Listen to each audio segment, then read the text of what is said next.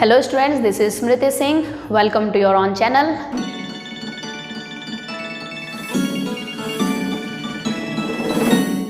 LB with SS Learn Biology with Smriti Singh. आज मैं आपको पढ़ाऊंगी जेनेटिक डिसऑर्डर्स। ये जेनेटिक डिसऑर्डर क्या होता है आज मैं आपको क्लियरली समझाऊंगी कि आनुवांशिक रोग किसे कहते हैं। तो चलिए शुरू करती हूँ। एक्चुअली जेनेटिक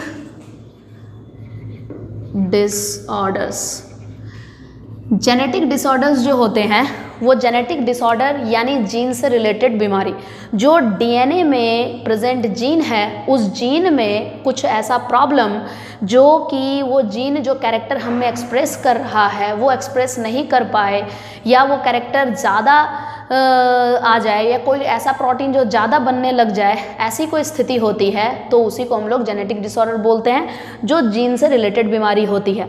जीन से रिलेटेड बीमारी अगर है, डीएनए में कोई प्रॉब्लम है, डीएनए में कोई अणु का, कोई पूरा क्रोमोसोम का, पूरा गुणसूत्र का प्रॉब्लम है, तो पूरा गुणसूत्र, पूरा क्रोमोसोम अगर डैमेज है, या थोड़ा सा कोई मॉलिक्यूल अगर डैमेज है या एक्स्ट्रा है, या पोजीशन चेंज है, उसका प्लेस चेंज है, तो ऐसा कोई प्रॉब्लम है तो उसको हम लोग जेनेटिक डिसऑर्डर बोलते हैं। तो ये जेनेटिक डिसऑर्डर जो है, आनुवांशिक रोग कैसे लगता है वो तो अभी मैं आपको बता ही दी कि ये क्रोमोसोम और जीन के हट जाने से, जुड़ जाने से, या डिस्प्लेस हो जाने से, एक स्थान से दूसरे स्थान पर चले जाने से ये बीमारी लगती है। तो इससे आपको ये भी पता लग गया होगा कि ये बीमारी तभी होगी जब कोई वंश दर वंश रहे। ये किसी के साथ बैठने से, साथ खाना खाने से, या साथ में बातें करने से ये बीमारी नहीं लगने वाली। ये इनहेरिटेंस बीमारी है, ये इनहेरिटेंस रोग है, मीन्स कि ये ट्रांसफ़र होगा एक जनरेशन से अगली जनरेशन में, एक पीढ़ी से अगली पीढ़ी में। तो आप सीधी बात में ये कह सकते हो कि ये जो जेनेटिक डिसऑर्डर है, यानी कि ये जो आनुवांशिक रोग है, ये आनुवांशिक रोग एक इन्नेट यानी कि जन्मजात बीमारी है। ये जन्मजात बीमारी है, आनुवांशिक रोग है, जन्मजात बीमारी है। जेनेटिक डिसऑर्डर ये एक जन्म से ही लगने वाली डिजीज़ है। जब तक ये पेरेंट्स में नहीं होगा तब तक ये बच्चे में नज़र नहीं आएगा। बच्चे में तभी दिखेगा जब पेरेंट्स में ये प्रॉब्लम है। ठीक है, तो अब हम लोग इसके टाइप्स की पहले बात कर लेते हैं, फिर आपको क्लियर समझ में आएगा कि कौन सी बीमारी किस तरह से होती है, ये आनुवांशिक वाली किस किस तरह की होती है और उसका वजह क्या है। एक्चुअली यहाँ पर आपको जेनेटिक डिसऑर्डर में दो तरह के डिसऑर्डर्स दिखाई देंगे, दो तरह का प्रॉब्लम होगा।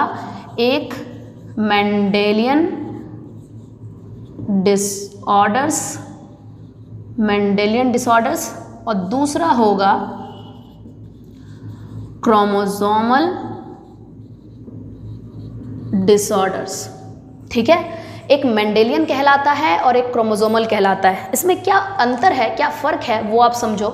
मेंडेलियन डिसऑर्डर और क्रोमोसोमल में दोनों तो जेनेटिक डिसऑर्डर ही है, जीन से संबंधित बीमारी है, डीएनए से, क्रोमोसोम से संबंधित बीमारी ही है, क्रोमोसोम से संबंधित है, पर फिर भी दोनों में कुछ फ़र्क है, कुछ अंतर है। क्या अंतर है आप देखो।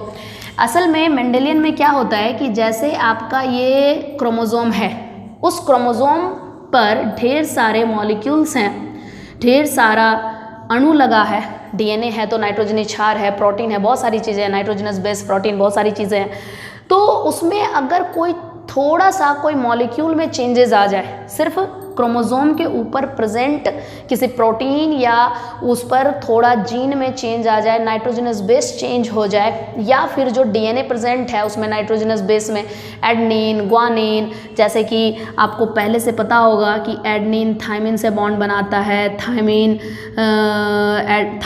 एडनिन से बॉन्ड बनाता है, ग्वानिन साइटोसिन से बॉन्ड बनाता है, और साइटोसिन ग्वानिन से बॉन्ड बनाता है। तो कभी कभी ऐसा होता है, अब क्यों ऐसा होता है, वो कभी कभी भी ऐसा क्यों होता है, उसके रीज़न क्या वो भी बताऊंगी। तो ऐसा कभी कभी प्रॉब्लम क्रिएट होता है कि अगर थायमिन यहाँ से मान लो डिलीट हो जाए, तो ये एक स्ट्रैंड डीएनए जो डबल स्ट्रैंडेड है, वो एक स्ट्रैंड पे थायमिन है तो उसके सामने एडनिन है। सपोज थायमिन डिलीट हो जाए और उसके नीचे ग्वानिन है, और वो ग्वानिन थायमिन की जगह पर आकर एडनिन से पेयर बना ले, जो कि एक नॉर्मल स्थिति है ही नहीं, एक नॉर्मल प्रॉब्लम वो पर रहता ही नहीं है।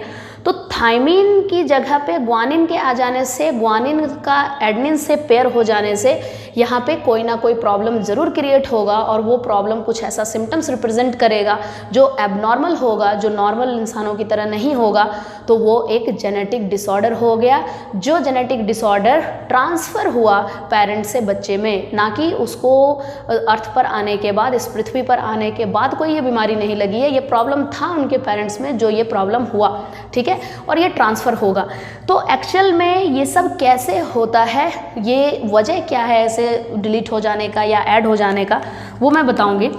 तो एक्चुअली यहाँ क्या है कि अगर कोई जीन क्रोमोसोम से डिलीट हो जाए या एक्स्ट्रा इसमें आकर ऐड हो जाए या डिस्प्लेस हो जाए, एक जगह से दूसरी जगह चला जाए, तो उसको बोलते हैं मेंडेलियन डिसऑर्डर, ठीक है। यहाँ मीन्स सिंपली कि यहाँ पे सिर्फ जीन या कुछ मॉलिक्यूलर लेवल पर ये चेंजेस आ रहा है, सिर्फ मॉलिक्यूलर लेवल पर कुछ चेंजेस आ रहा है। तो मॉलिक्यूलर लेवल पर चेंजेस आ रहा है तो उसको मेंडेलियन डिसऑर्डर बोलते हैं, और ये प्रोसेस म्यूटेशन कहला रहा है। एक्चुअली म्यूटेशन, उत्परिवर्तन बोलते हैं हिंदी में इसको, उत्परिवर्तन। ये उत्परिवर्तन हुआ है, अगर कोई मॉलिक्यूल सिर्फ छोटा सा, थोड़ा सा कोई अणु यहाँ से हट जाता है, जुड़ जाता है या स्थान परिवर्तित कर लेता है, तो उसको हम लोग म्यूटेशन बोलते हैं। और यही म्यूटेशन है जिसकी वजह से बीमारी लगती है, जो एक मेंडेलियन डिसऑर्डर है, एक मेंडेलियन रोग कहलाता है।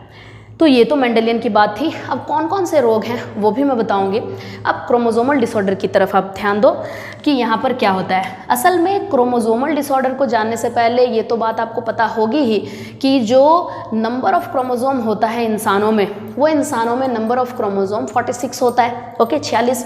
तो 46 संख्या जो गुणसूत्र की होती है, उस 46 गुणसूत्र को हम लोग 23 पेयर लिखते हैं, 23 जोड़ा, ठीक है।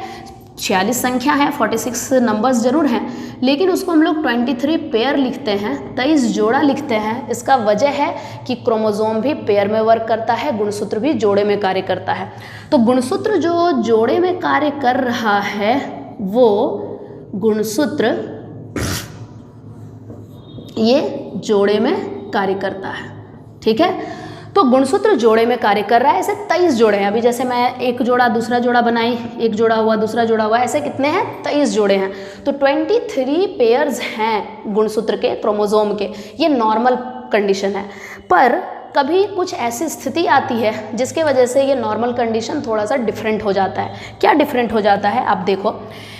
तो उसके लिए मैं यहाँ इसके कुछ खास टाइप्स लिखूंगी कि यहाँ पर क्या है, उसके बाद उसको समझाऊंगी। एक्चुअली क्रोमोसोमल में एक मोनोसोमी एक कंडीशन होता है, एक ट्राइसोमी एक कंडीशन होता है, और एनुप्लॉइडी एक कंडीशन होता है। जो मोस्ट इम्पॉर्टेंट है ये तीन, जो 12th के बच्चों के लिए बहुत इम्पॉर्टेंट है और 12th के बच्चों के सिलेबस में ये दिया गया है। एक्चुअली एक पॉलीप्लॉइडी भी एक स्टेज होता है, पॉलीप्लॉइडी के बारे में लाइटली बता दूंगी, पर मेनली यहाँ हमें तीन ये डिसऑर्डर से, इससे रिलेटेड क्रोमोसोमल डिसऑर्डर के अंदर ये तीन वजह है होने का। तो ये क्या तीन वजह है आप इसको समझो। एक्चुअली ये जो मोनोसोमी बोला जा रहा है, मोनो मतलब वन, तो ये वन की ही कुछ बात है। एक्चुअली यहाँ होता क्या है, lack of one pair of chromosome. तो इससे आपको समझ आ रहा होगा कि मैं क्या कहना चाह रही हूँ। Lack of one pair of chromosome, जो 23 जोड़े हैं, ऐसे ढेर सारे 23 जोड़े हैं, मैं 2 जोड़ा आपको दिखा रही हूँ, ऐसे 23 जोड़े हैं। तो इस 23 जोड़ों में अगर कोई एक जोड़ा हट जाए, खत्म हो जाए, तो वो जो एक जोड़ा अपना लक्षण दिखा रहा है वो लक्षण दिखा नहीं पाएगा, और वो लक्षण नहीं दिखेगा, कोई वैसा कैरेक्टर जो एक्सप्रेस नहीं कर पा रहा, वैसा खास तरह का जो प्रोटीन हमारे बॉडी में बनता है वो नहीं बन पा रहा है, तो कोई ना कोई प्रॉब्लम तो होगी। तो बस ये एक प्रॉब्लम क्रिएट कर दिया, वो एक जेनेटिक डिसऑर्डर क्रिएट कर दिया। पर हुआ किस वजह से? क्रोमोसोम के पूरे क्रोमोसोम के हट जाने से, इसलिए ये क्रोमोसोमल डिसऑर्डर हो गया। ओके। ट्राइसोमी में क्या है? ट्राई मीन्स 3, मोनो 1 है तो एक पेयर हट गया। ट्राइसोमी क्या 3 हट जाएगा? नो। ट्राइसोमी की स्थिति में क्या होता है कि नॉर्मल पैटर्न क्या है, जोड़े में होना, पेयर में होना, तो पेयर में यहाँ पर है। पर कभी एक ऐसी स्थिति आ जाती है, ऐसा एक प्रॉब्लम हो जाता है कि इसमें एडिशन यानी एक क्रोमोसोम आकर के ऐड हो गया। पेयर में नॉर्मल है पर एक जब क्रोमोसोम इसमें ऐड हो गया तो ऐड कहाँ से हो गया, कहाँ से आ गया? कॉपी हो जाता है। इसके अलग अलग कंडीशन है, वो क्रोमोसोमल एबरेशन कहलाता है। उसके लिए एक अलग मैं वीडियो बना दूंगी। अभी हमारा क्रोमोसोमल डिसऑर्डर पे फोकस है तो क्रोमोसोमल डिसऑर्डर पे आप बात करो। तो इसके अलग अलग तरीके हैं, क्रोमोसोमल एबरेशन हो इसको बोलते हैं। तो ये जो एक क्रोमोसोम इसमें ऐड हो गया तो ये 3 का कंडीशन आ गया, जबकि पेयर होना चाहिए। तो 3 का कंडीशन जब आ गया तो इसी स्टेज को हम लोग ट्राइसोमी कहते हैं। ओके, तो ये ट्राइसोमी वाली स्थिति हो गई। तो ये इसके वजह से भी कोई बीमारी होगी। जो एक नॉर्मल पैटर्न था पेयर में, अब उसमें एक एक्स्ट्रा ऐड हो गया। ऑलरेडी जो प्रोटीन, जो कैरेक्टर हमारे बॉडी में चल रहा है उसके लिए एक एक्स्ट्रा आ गया, तो फिर कोई ना कोई प्रॉब्लम होगी। ओके, तो ये जीन से रिलेटेड हुआ तो जेनेटिक डिसऑर्डर है। नेक्स्ट है एन्यूप्लॉइडी। एन्यूप्लॉइडी के कंडीशन में भी क्रोमोसोम बढ़ना और घटना ही है, पर इस तरह से नहीं जैसे मोनोसोमी और ट्राइसोमी में आपको मैं बताई। मोनोसोमी ट्राइसोमी में क्या हो रहा था कि डुप्लीकेशन, डिलीशन, ये चीज़ें मेथड हो रही है। पर एन्यूप्लॉइडी में क्या होता है कि ड्यूरिंग द सेल डिवीज़न, जब सेल डिवीज़न हो रहा होता है, मियोसिस टाइप सेल डिवीज़न, जब गैमेट बन रहा होता है, तो during the formation of gamete, जब गैमेट फॉर्मेशन हो रहा होता है तो उस वक्त सेल डिवाइड होकर जो 46 नंबर ऑफ क्रोमोसोम है वो डिवाइड होकर 23 नंबर ऑफ क्रोमोसोम में कन्वर्ट होता है ना, ये आपको पता होगा। तो 46 नंबर ऑफ क्रोमोसोम डिवाइड होकर 23 नंबर ऑफ क्रोमोसोम में बढ़ता है, तब गैमेट का फॉर्मेशन होता है, जिसको कि आप बोलते हो मियोसिस। ठीक है, मियोसिस, मियोटिक डिवीज़न।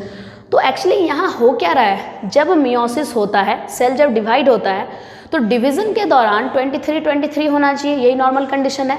पर कुछ अलग केसेस, कुछ हार्मोन डिसऑर्डर, कुछ इंटरनल प्रॉब्लम की वजह से यहाँ डिवीज़न के दौरान एक क्रोमोसोम एक तरफ एक्स्ट्रा चला जाता है। तो अगर एक तरफ एक्स्ट्रा गया तो ऑब्वियसली कि एक तरफ एक कम रहेगा।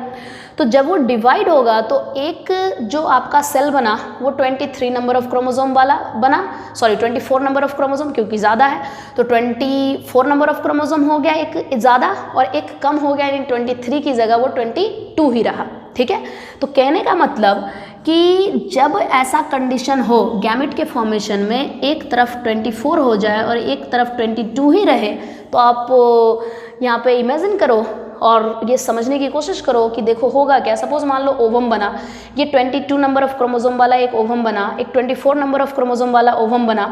तो 22 नंबर ऑफ क्रोमोसोम वाला ओवम जब वो 23 नंबर ऑफ क्रोमोसोम यानी नॉर्मल स्पर्म से जब ये फर्टिलाइज होगा तो ये पूरा टोटल 45 नंबर ऑफ क्रोमोसोम बनाएगा। तो एक क्रोमोसोम जो यहाँ कम रह गया, जिसका कैरेक्टर एक्सप्रेस होना था, एक क्रोमोसोम पे कितने जीन होते हैं, जिसका डिफरेंट फंक्शन होता है, डिफरेंट प्रोटीन फॉर्मेशन करने का फंक्शन रहता है, वो चीज़ नहीं हो पाएगा तो ऑब्वियसली कि ये कोई ना कोई प्रॉब्लम आप में क्रिएट होगा, जो एक जेनेटिक डिसऑर्डर कहलाएगा। सेम उसी तरह से 24 नंबर ऑफ क्रोमोसोम वाला जो ओवम है वो नॉर्मल स्पर्म से जब फर्टिलाइज करेगा, यानी कि 23 नंबर ऑफ क्रोमोसोम से, तो वो बना देगा 47। अगर 47 नंबर ऑफ क्रोमोसोम हो गया तो जो एक normal 46 number of chromosome explain कर रहा है, एक्सप्रेस कर रहा है कैरेक्टर को, वो अब एक एक्स्ट्रा है, ज़्यादा है, अब उसके वजह से भी कोई ना कोई प्रॉब्लम होगी। तो ये है जेनेटिक डिसऑर्डर। तो यहाँ एक्स्ट्रा होना या कम होना वजह था सेल डिवीज़न।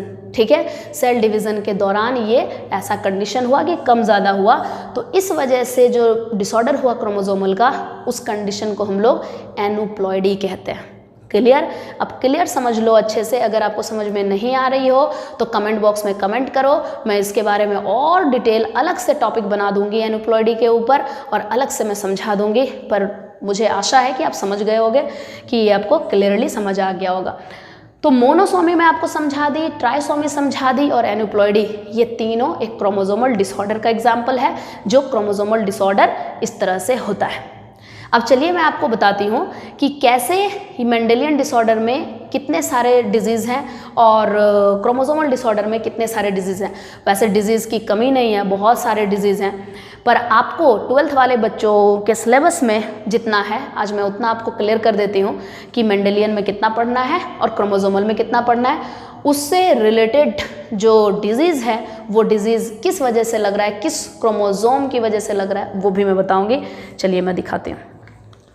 देखिए, तो मेंडेलियन डिसऑर्डर जो है 12th के बच्चों के लिए वो ये 12 में से आपका ये जो 12th के बच्चों का है ये 4 ही आपको पढ़ना है। 12वीं क्लास के बच्चों को, 12th के क्लास के बच्चों को ये 4 तरह के मेंडेलियन डिसऑर्डर पढ़ने हैं और भी बहुत सारे हैं, आप इतना जान लो।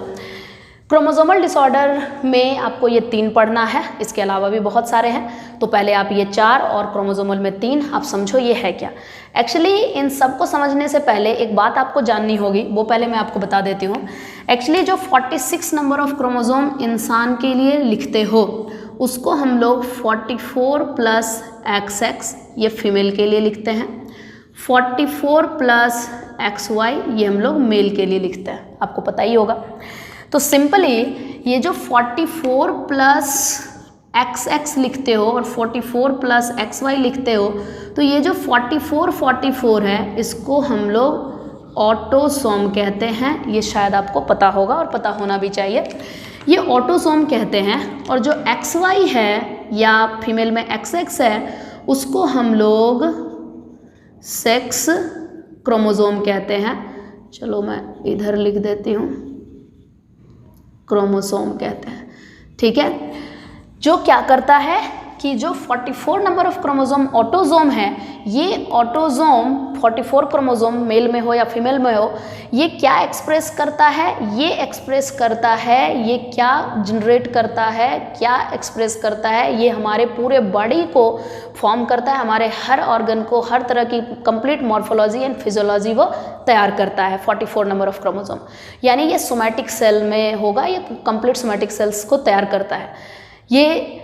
तो फिर XX क्रोमोसोम या XY क्रोमोसोम ये क्या जनरेट करता है, ये गोनेट्स बनाता है, जो कि फाइनली ये वो तय करता है कि मेल ऑर्गन बनेगा या फीमेल ऑर्गन बनेगा, ठीक है। इसलिए उसको सेक्स क्रोमोसोम बोलते हैं। ये सेक्स क्रोमोसोम ही है जो वो ऑर्गन को जनरेट करता है। और 44 ऑटोसोम है जो ऑटोसोम पूरे ऑर्गन को, पूरे बॉडी को तैयार करता है। ओके, तो ये आपको जानना इसलिए ज़रूरी है क्योंकि आप ये जितनी भी डिजीज़ यहाँ पर लिखी हुई है उससे आप अच्छे से समझ पाओगे कि कौन सी डिजीज़ ऑटोसोम से रिलेटेड है और कौन से सेक्स क्रोमोसोम से रिलेटेड है और ये सारी चीज़ें। क्योंकि मैं शुरू में ही आपको बता चुकी हूँ कि जो मेंडेलियन डिसऑर्डर होता है वो क्रोमोसोम पे प्रेजेंट किसी मॉलिक्यूल के चेंजेस में आने से ऐसा होता है, मतलब म्यूटेशन से होता है।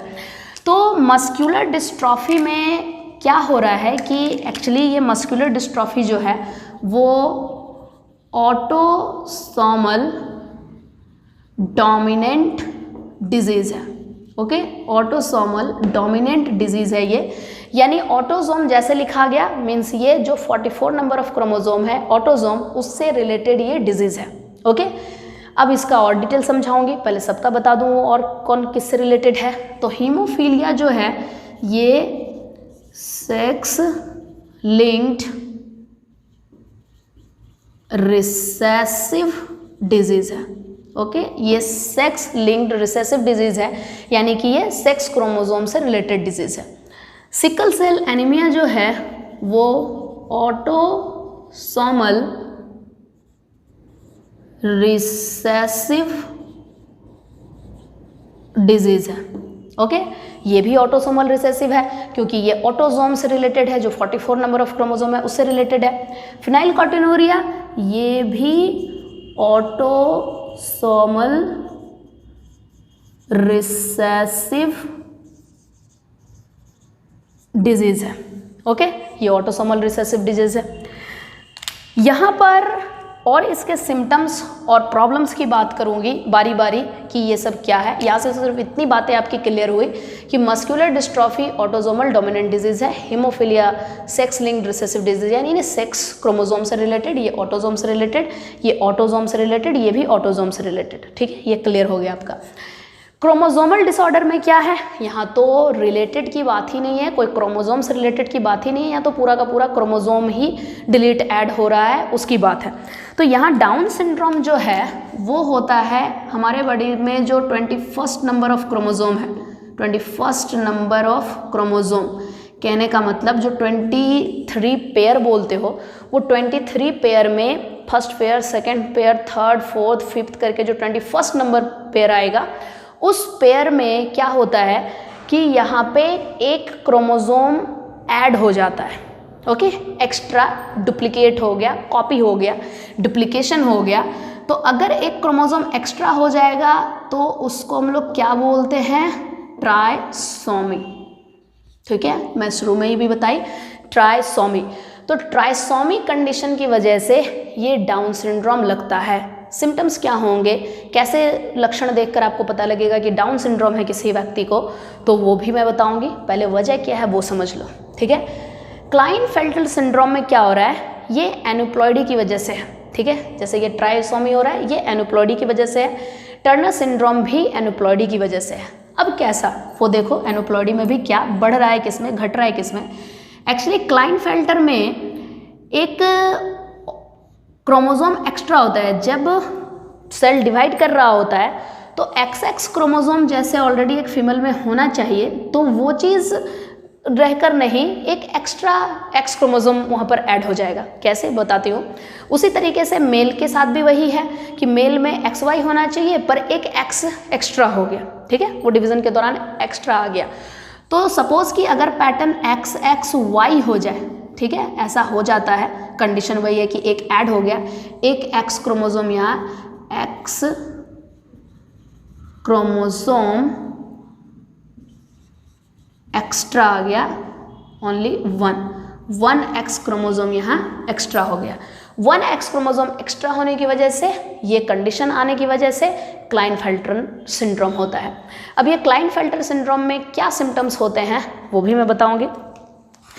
उसके बाद टर्नर्स आता है। टर्नर सिंड्रोम में यहाँ पे कम होना, यहाँ XX होना चाहिए फीमेल में, पर XX नहीं होकर एक X वहाँ पर कम हो जाता है, यहाँ पे कम हो गया क्योंकि जब वो डिवीज़न कर रहा था सेल, उसमें एक क्रोमोजोम नंबर कम हो जा रहा है, तो उस जगह पे हम लोग उसको रिप्रेजेंट करते हैं O से, मतलब कि वहाँ पे वो नहीं है, कम है।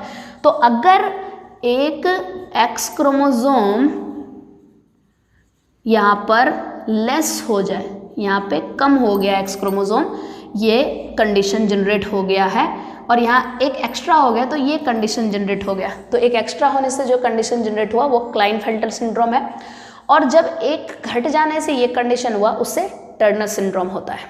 ओके, ये एक जीन में, एक क्रोमोजोम में ऐसा हुआ, इस वजह से ये जेनेटिक डिसऑर्डर है। अब इसमें सिम्टम्स क्या है वो आप समझने की कोशिश करो। चलिए मैं बताती हूँ। मस्कुलर डिस्ट्रॉफी ऑटोजोमल डिजीज है, यानी जो ऑटोजोम 44 नंबर ऑफ क्रोमोजोम है, सेक्स क्रोमोजोम नहीं, जो कि लिंग निर्धारित करता है, जो गोनेट्स फॉर्म करता है, उससे नहीं, जिससे हमारा और भी बॉडी में ऑर्गन्स बनते हैं, उससे रिलेटेड डिजीज है। तो ये मस्कुलर, नाम ही समझ के आ रहा है, मस्कुलर, मसल्स रिलेटेड, जो हमारी मांसपेशी होती है, जो मस्कुलर होता है वो मसल्स होता है, वो मसल्स में बिल्कुल एनर्जी नहीं रहती, बोलो तो बिल्कुल वीक होता है ऐसे रोगी का, ऐसे पेशेंट का। जब ऐसी कंडीशन होगी, ऐसा प्रॉब्लम हो जाएगा, तो उस पेशेंट में मसल्स बिल्कुल वीक होते हैं। इवन मसल्स में इतनी भी कैपेसिटी नहीं होती कि वो एकदम लेस वेट वाला भी चीज़ उठा सके, थोड़ा भी उसमें दम नहीं होता।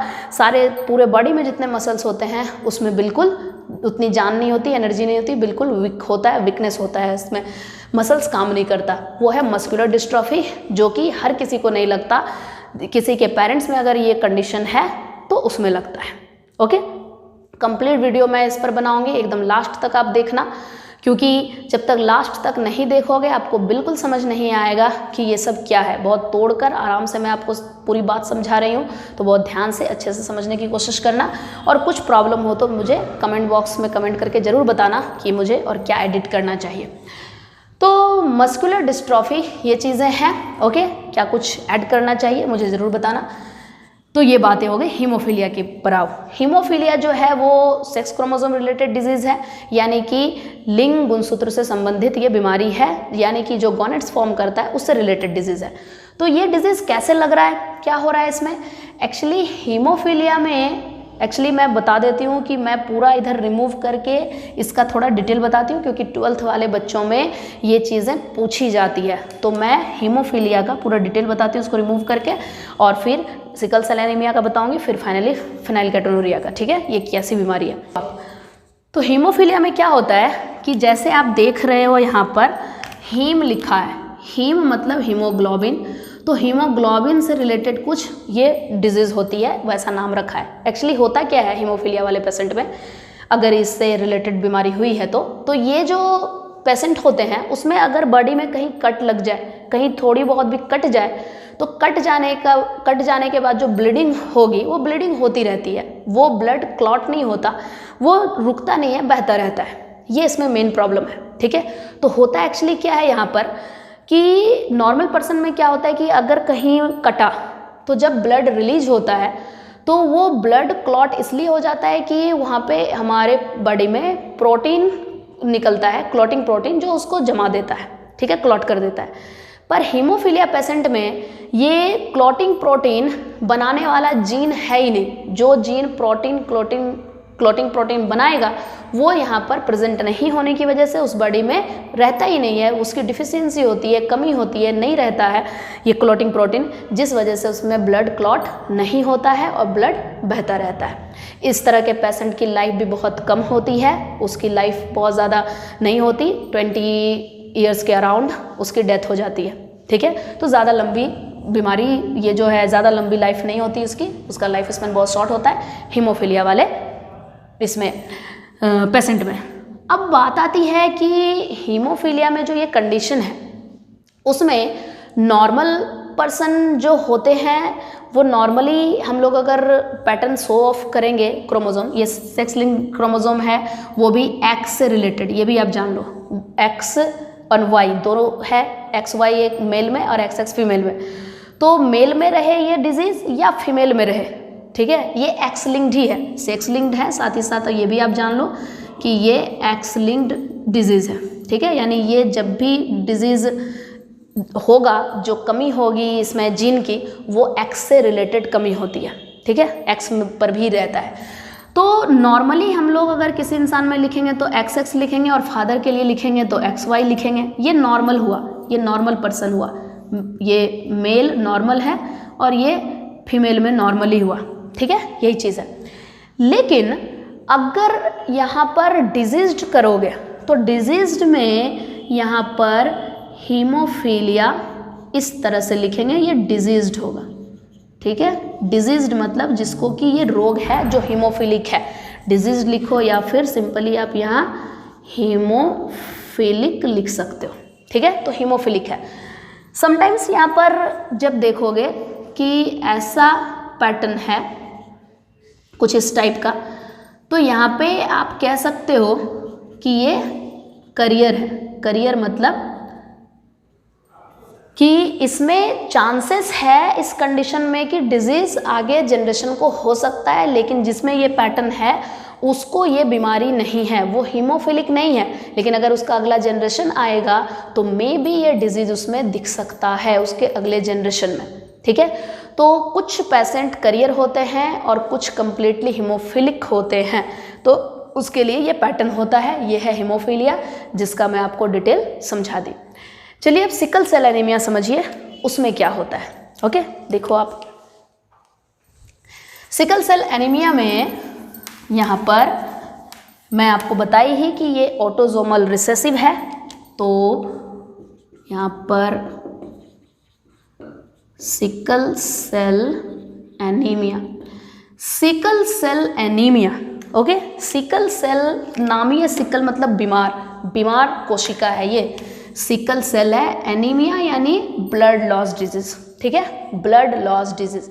तो सिकल सेल एनीमिया जो ब्लड लॉस डिजीज है, ये ब्लड लॉस कैसा एनीमिया, तो सिंपल को हर कोई व्यक्ति को हो सकता है, जिसमें भी आरबीसीज कम हो जाएगा, ब्लड की लेवल कम हो जाएगी, तो उसमें एनीमिया कहलाता है। पर ये अलग ढंग का एनीमिया है, ठीक है, जो जेनेटिकली अटैच्ड है। तो ये सिकल सेल यानी बीमार कोशिका क्या हो गई, जिस कोशिका की, जिस सेल की यहाँ बात हो रही है वो स्पेशली आरबीसीज की बात हो रही है। एक्चुअली होता क्या है, जो हीमोग्लोबिन हमारे आरबीसीज में प्रेजेंट है, ओके, जो हीमोग्लोबिन है हमारे बॉडी में, वो हीमोग्लोबिन, हीम और ग्लोबिन दो प्रोटीन, अलग अलग प्रोटीन है, जो दोनों प्रोटीन मिलकर के हीमोग्लोबिन बनाया है, जो एक रेड पिगमेंट है ब्लड में, जो ऑक्सीजन कैरी कर रहा है, कार्बन डाइऑक्साइड कैरी कर रहा है, वेस्ट प्रोडक्ट को आउट कर रहा है, यूजफुल प्रोडक्ट को एंटर कर रहा है, इतना में वो बहुत सारी तरह की वो हेल्प कर रहा है। तो ऐसे पेशेंट में क्या होता है कि ये जो ग्लोबिन प्रोटीन है, उस ग्लोबिन प्रोटीन के 6th पोजीशन पर एक एमिनो एसिड है, क्योंकि प्रोटीन है तो प्रोटीन एमिनो एसिड चेन है, तो इसमें जो 6th पोजीशन पर एक एमिनो एसिड है उसका नाम है ग्लूटामिन, ठीक है।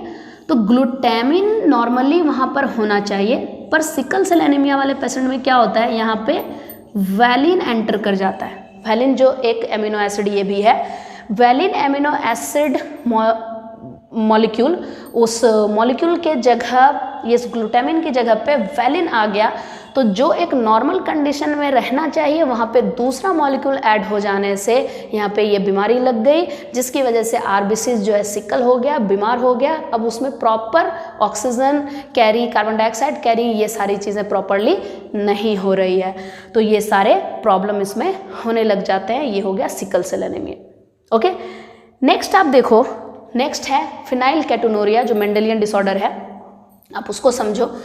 तो सिंपली हम लोग देखते हैं कि फिनाइल कैटोनूरिया में क्या होता है। तो ये 3rd and 4th phenyl कैटोनूरिया, actually इसमें क्या है कि यहाँ पर फिनाइल एलानिन, जो फिनाइल एनालिन हम लोग लेते हैं, जो हमारी बॉडी में फिनाइल एनालिन है, ये फिनाइल एनालिन एमिनो एसिड है। ये alanine molecule, phenyl alanine molecule, ये एमिनो एसिड है एक टाइप का।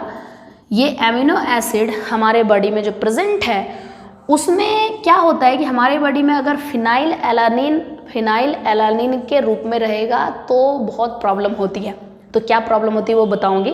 तो इसको चेंज करना पड़ता है, कन्वर्ट करना पड़ता है टायरोसिन में। उसको कन्वर्ट करने के लिए हमारे बॉडी से एक पर्टिकुलर एंजाइम निकलता है, जिस एंजाइम की मदद से वहाँ पे ब्रेकडाउन हो करके वो टायरोसिन में कन्वर्ट होता है। तो फिनाइल एलानिन कन्वर्ट होता है टायरोसिन में, जो कि ये भी एक टाइप ऑफ एमिनो एसिड है। हमारे बॉडी में 20 टाइप्स ऑफ एमिनो एसिड होते हैं हर एक सेल में। तो फिनाइल एलानिन टायरोसिन में कन्वर्ट होता है। ये कन्वर्सन जो है एक एंजाइम के हेल्प से होता है, ठीक है। तो एक्चुअली इस पेशेंट में क्या होता है कि ये जो एंजाइम है, जो एंजाइम फिनाइल एलानिन को टायरोसिन में कन्वर्ट करेगा, वो कन्वर्ट करने वाला एंजाइम यहाँ बनता ही नहीं है। वजह यहाँ पर ये है कि जो एंजाइम बनाने वाला जीन है, वो जीन इसमें मौजूद है ही नहीं, ठीक है। तो जब ये एंजाइम ही नहीं रहेगा तो फिनाइल एलानिन टायरोसिन में कन्वर्ट नहीं होगा। तो इस कंडीशन में क्या होता है कि फिनाइल एलानिन एक्यूमुलेट होने लगता है, इकट्ठा होने लगता है, जमा होने लगता है, और जम करके ये कन्वर्ट कर देता है फिनाइल पायरुविक एसिड में। अब फिनाइल पायरुविक एसिड स्टोर होना शुरू हो जाता है उस पेशेंट के ब्रेन में।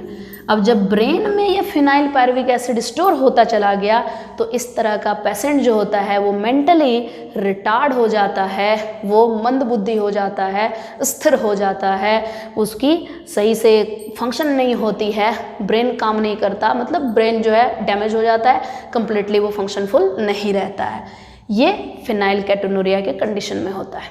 ओके, ये चीज़ है। तो अब जो है यहाँ पे एक चीज़ आपको थोड़ा और एक ऐड करा दूँ, थोड़ी बात जो अभी मैं 3rd पॉइंट में आपको बताई, सिकल सेल एनीमिया, उसमें भी करियर और उसमें भी नॉर्मल और सिकल सेल एनीमिया पेशेंट का अपना एक पैटर्न है। जैसे कि मैं अभी आपको हीमोफीलिया में बताई, बिल्कुल वैसे ही। तो चलो उसमें भी मैं थोड़ा सा आपको समझा दूँ। तो अगेन मैं थोड़ा सा रिपीट कर दे रही हूँ, सिकल सेल एनीमिया को कि उसमें पैटर्न क्या होता है। एक्चुअली नॉर्मल इंसान में क्या होता है ना, उसमें हीमोग्लोबिन HbA ऐसे करके लिखते हैं। एक्चुअली कोई भी कैरेक्टर है, कोई भी तरह के पैटर्न आप में हैं, तो वो पैटर्न कोई भी कैरेक्टर जो होगा वो पेयर में रिप्रेजेंट होगा, जीन पेयर में जीन वर्क करता है। तो कोई भी कैरेक्टर एक्सप्रेस हो रहा है, चाहे वो कोई प्रोटीन बन रहा हो या आपकी कोई मॉर्फोलॉजी हो या कुछ भी हो, तो उसके लिए पेयर में जीन वर्क करता है। तो यहाँ पे नॉर्मल कंडीशन के लिए भी यहाँ पे उस कैरेक्टर को, उस कंडीशन को शो करने के लिए पेयर में जीन है, तो उस जीन को कोई ना कोई नाम दोगे। तो उस नॉर्मल को HbA हम लोग नॉर्मल को एक पैटर्न देते हैं। ये एक जीन मतलब ये एलील है, एक एलील दूसरा एलील, तो ये नॉर्मल कंडीशन हो। जो नॉर्मल इंसान है, जो जिसमें कोई भी ये बीमारी नहीं है, वो नॉर्मल है, तो ऐसा पैटर्न होगा। लेकिन समटाइम्स पैटर्न कुछ ऐसा भी होता है, HbA HbS, यानी कि अगर ऐसा कंडीशन हो गया तो ये करियर होता है। करियर कहने का मतलब कि इस तरह पैटर्न जिसमें मिलेगा उसमें ये बीमारी तो नहीं है, सिकल सेल एनीमिया वाला डिजीज़ तो नहीं है, लेकिन इस डिजीज़ आगे जो है ये डिजीज़ कैरी ऑन हो सकता है, मतलब नेक्स्ट जनरेशन में ये बीमारी जा सकती है। HbA HbS वाला पैटर्न अगर किसी में है तो उसमें नेक्स्ट जनरेशन जो उसका बनेगा उसमें ये डिजीज़ होने के चांसेस हो सकते हैं, ये होता है। तो उसमें तो बीमारी नहीं है पर ये हो सकता है। और अगर डिजीज्ड है तो उसमें HbS पैटर्न होगा जीन का, तो वो डिजीज्ड होगा, यानी उसमें ये बीमारी सिकल सेल एनीमिया वाली होगी। ओके, ये थोड़ा सा रह गया था जो मैं आपको क्लियरली फिर बता दी। तो इस तरह से पैटर्न होते हैं सिकल सेल एनीमिया का और फिनाइलकेटोनुरिया का। हेमोफीलिया बता चुकी, मस्कुलर डिस्ट्रॉफी आपको बता चुकी। मेंडेलियन डिसऑर्डर में जितना कुछ आपको पढ़ना था वो सारी बात मैं आपको थोरोली समझा दी। अच्छे से इसको याद कर लो, बहुत इंपॉर्टेंट है आपके एग्जाम के लिए। 12th जैक बोर्ड बच्चे अच्छे से इसको पढ़ लो, ठीक है, बहुत ज़रूरी है। क्रोमोसोमल डिसऑर्डर में देखो, ये तो मैं आपको बता ही दी कि 21 नंबर ऑफ क्रोमोसोम ट्राइसोमी के कारण डाउन सिंड्रोम हुआ है। थोड़ा आप सिम्टम्स जान लो यहाँ पे। अगर किसी को डाउन सिंड्रोम हो गया तो उसमें भी ये मेंटल रिटार्डनेस वाली प्रॉब्लम होती है। मेंटली थोड़ा रिटार्ड होता है, मतलब मंदबुद्धि होगा, बहुत वेल डेवलप्ड नहीं होगा, मतलब एक ग्रोथ अच्छे से नहीं होता है। मेंटली वीक है मीन्स मेंटली रिटार्ड है तो मीन्स सब चीज़ में प्रॉब्लम है। बस बेवकूफ़ की तरह इधर देखना, तो बेवकूफ़ नहीं बोल सकते हो, ये गलत होगा बोलना, लेकिन मतलब वो मंदबुद्धि होता है, यानी बुद्धि जितनी एज हो जाती है उतना उसका माइंड शार्प नहीं होता, ये आप बोलो। तो डाउन सिंड्रोम में ये प्रॉब्लम होता है। क्लाइनफेल्टर सिंड्रोम में क्या है कि वो सेक्स रिलेटेड डिजीज़ है, एक्स क्रोमोसोम वाई क्रोमोसोम इससे रिलेटेड है, सेक्स क्रोमोसोम से। तो प्रॉब्लम वहीं पर है कि अगर क्लाइनफेल्टर हो गया है तो इस स्थिति में, इस कंडीशन में जो पेशेंट होता है वो स्टेराइल हो जाता है। स्टेराइल कहने का मतलब कि वो अब नेक्स्ट जनरेशन वो जनरेट नहीं कर पाएगा, उसमें एक सही कंडीशन में स्पर्म का फॉर्मेशन नहीं हो पा रहा है। एक्चुअली उसमें जो गोनेट्स हैं वो वेल डेवलप्ड नहीं है, जिस वजह से वो स्टेराइल हो गया है, ठीक है। और जो टर्नर सिंड्रोम है वो भी बिल्कुल कुछ वैसा ही है, उसमें भी सेक्स ऑर्गन वेल डेवलप्ड नहीं है, उसमें गैमेट्स जो है फॉर्मेशन वो सही से नहीं होता है। जो ओवरीज, फीमेल में जो ओवरीज होगा वो रूडिमेंट्री हो जाएगा, मतलब स्टेशनरी टाइप, वो वर्क नहीं करेगा, वो स्थिर रहेगा, ना उसमें ओवम बनेगा ना और कुछ। उसमें जो सेकेंडरी सेक्सुअल कैरेक्टर होते हैं जैसे ब्रेस्ट फॉर्मेशन होना, एक वॉइस पतला होना, जो मेंस्ट्रुएशन स्टार्ट होना, ये जो सेकेंडरी सेक्सुअल कैरेक्टर जो होता है वो सारी चीज़ें इसमें नहीं होती। ये भी स्टेराइल कंडीशन होता है जो नेक्स्ट जनरेशन को जनरेट नहीं कर पाता। ओके, तो आज के सेशन में आपको मैं कंप्लीट जेनेटिक डिसऑर्डर समझा दी। Mendelian disorder and chromosomal disorder क्या होता है और कैसे इसे डिटेल में हम जानते हैं, किस तरह से होता है, क्या चांसेस है नेक्स्ट जनरेशन में जाने का, ये सारा कुछ मैं आपको बता दी। अगर आपको और कुछ जानना हो इसके बारे में तो कमेंट बॉक्स में कमेंट करो, मैं ज़रूर आपको पढ़ाऊँगी। आज के लिए बस इतना ही। Okay, bye.